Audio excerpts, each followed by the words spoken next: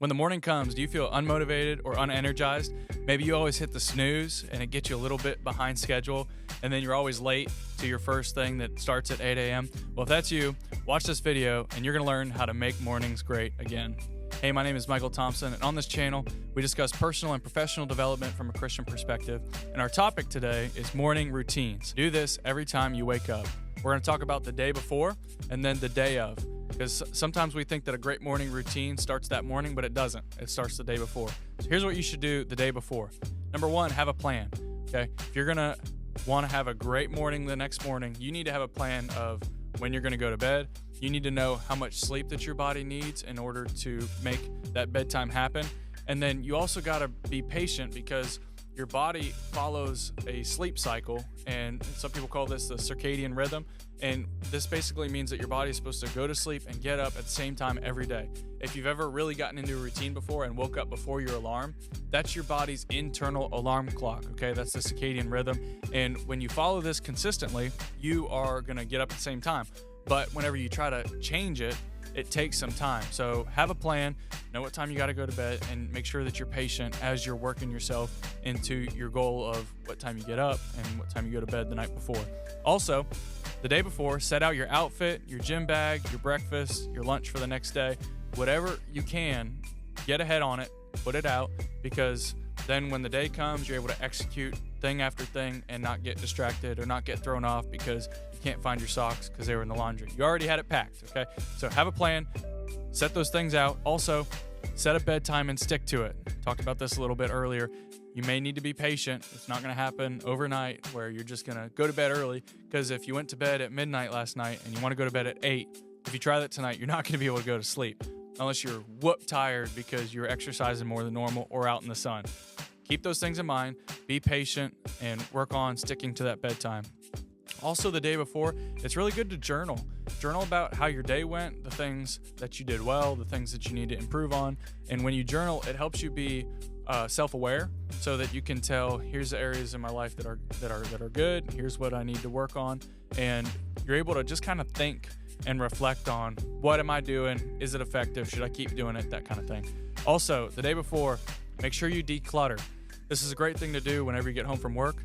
Just put things away, make sure that your house is in order, keep things clean, keep your car clean. All those kinds of things help teach yourself that I'm an organized kind of person, and this gives you a much better attempt at the different tasks that you have during the day, because you don't get distracted because you have to clean, and you also don't lose stuff because you're not all cluttered. Also, limit your caffeine. This is something that I definitely struggle with. A lot of people say don't have caffeine after 2 p.m. because caffeine has a several hour half-life. That means that when the caffeine originally hits your system, it has a certain effect, but then after it starts wearing off, the half-life where the caffeine is half effective goes much longer than that first few hours where it is affecting you the most. So that's going to keep you having a hard time to go to sleep if you take caffeine at 5 o'clock at night. That's basically what this means. So make sure that you limit that caffeine. All those things, do that the day before. And here's what you need to do the day of if you're going to make your mornings great again. First, you need to hydrate. Make sure that your body has enough water.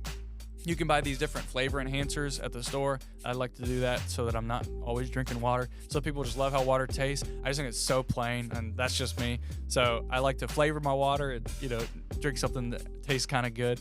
I'll probably one day become healthy and not do that, but make sure you hydrate, but also stretch. That's the second thing you need to do the day of.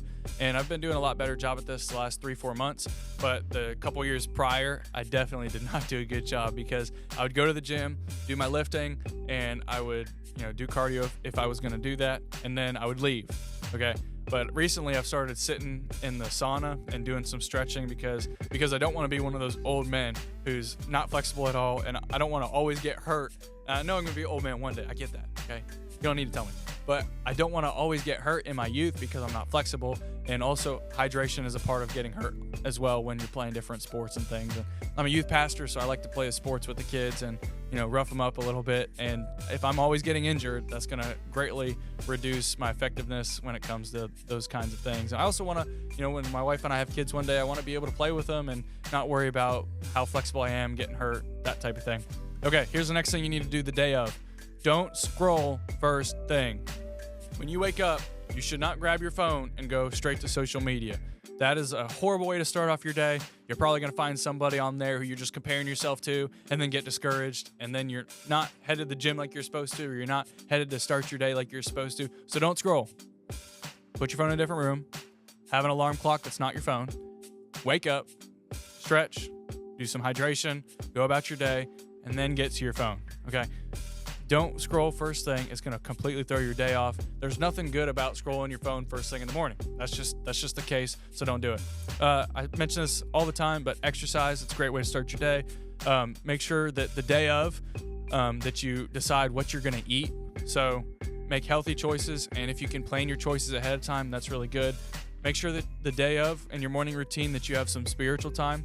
If you're not a Christian, some people do like meditation for their spiritual time.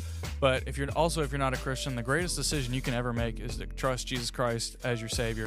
And once you make that decision, developing that relationship takes time. And if you don't prioritize that time, then it doesn't happen. Like anything else, fitness, spiritual, whatever. If it's not a priority, it won't happen. So make sure that spiritual time is part of your morning routine. And then also have some uplifting music that you listen to. Don't get on all these songs that talk about people's breakups and talk about all their problems in life. That's a horrible way to think about things throughout the day. So when you're starting your morning, have that good music that's playing, the positive thinking, and not positive thinking like, oh, like you be you and you just live your truth. No, positive thinking like the God of the universe died for you. Like, let's live today trying to serve other people. That's the kind of music that you need to listen to. And here's the last thing to do for your morning routine is limit distractions. I like to do this by not having notifications on my phone other than like 2 or 3 apps. So my personal text messages can give me notifications. And then I can also get notifications on like my habit tracker app. But I actually don't have social media on my phone currently. I mean, I can get to it through Safari, but even then I try not to, because for me personally, nothing ever good happens when I get on social media. I get distracted or I see things that I don't want to see. And so I just try to stay off of it as much as possible. And that is one of the ways that you can limit distractions. Keep social media off your phone. Only log into it on the computer. That way your phone is not this thing that you're always having to go to see who's up to what. You don't even have the apps, and your notifications aren't pulling you 24/7. That way you're able to live much more present day to day in your life. So guys, this is how you make mornings great again. It starts the day before, have a plan, and it continues to the day of. Get that spiritual time, get that fitness time in the morning, because what you prioritize is what happens. And so I hope that you enjoyed this video. If you did, and talking about being organized, that kind of thing, you feel like that's something you'd like to learn more about, click this video up here and watch how to be organized. And I'll see you guys in the next one.